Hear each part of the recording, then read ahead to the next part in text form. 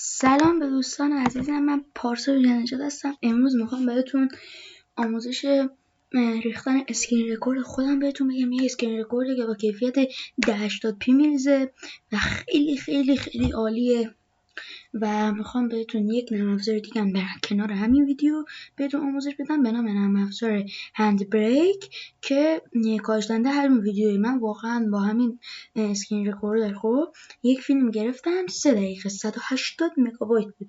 با هند بریک کاهشش دادم کردمش 15 مگابایت کردم، یعنی کیفیت یک ذره‌شم کم نکرد.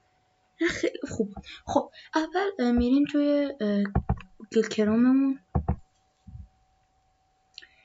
دانلود میزنیم دانلود اسکرین رکوردر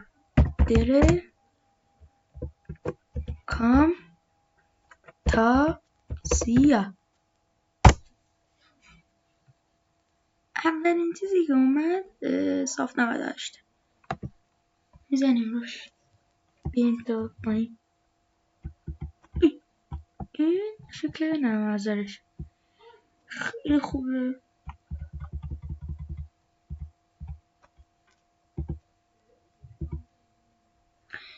خب اونی که باید ما دانلود کنیم در اصلش برای ویندوز 7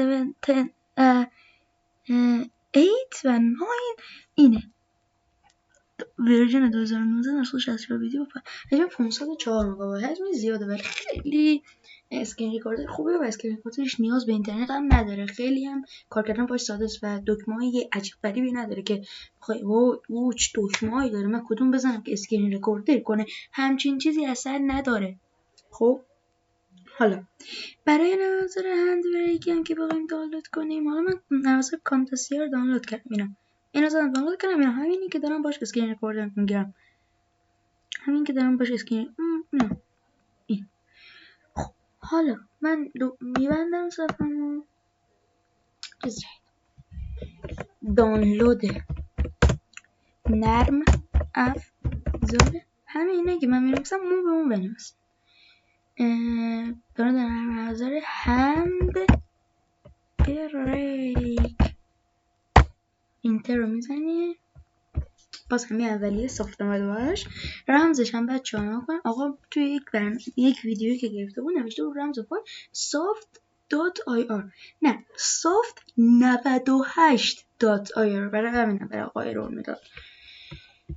خب این که نیست بچه ها، این اشتباه بود. این مارکش نیست، این گولشو نخوریم.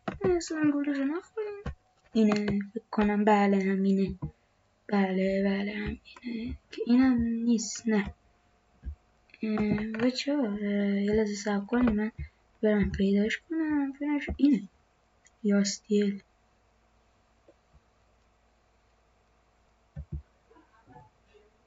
بله همینه، همین شکلیه. مارکش همین شکلیه. میریم با این میزنیم دانلود هند بریک X64. این لپتاپ تو 64 بیتی که اکثر لپتاپ‌ها رو من میدونم که 64 بیتی. ما رو دانلودش می‌ذاریم. حجمشو که بتونیم ببینیم می‌زنیم. حجمش بچه‌ها 13 مگابایت. من دانلودم کنم 13 مگابایت هم الکی نره. این رو می‌زنیم. رمز فایلی که بخواد این صاف 98 این یه سایت جدیده، باید بزنیم www.yasdl.com. نگاه این رمز فایل، این نشانگر موس من نگاه این رمز فایل. این رمز فایل تو مشخصاتش دم زده. امیدوارم ویدیو بهتون کمک کرده باشه. دوستتون دارم. پارسا ویژن‌نژادم. لایک کامنت هم یادتون نره.